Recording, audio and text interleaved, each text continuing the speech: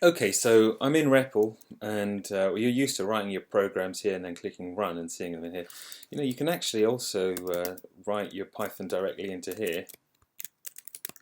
So I'm going to make a variable called Bob, and I can print Bob now. And you can do stuff directly in here. Like, at the moment, I want you to look at left and right. So in Python, the equivalent of left, if I wanted to, the first two characters of a string would be colon and then how many characters I want. So that's going to look at the first two from the left hand side, two characters. So that's going to give me th.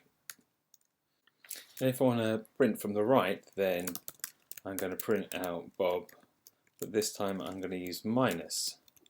So I'll say I want the last four characters, -4, and then the colon.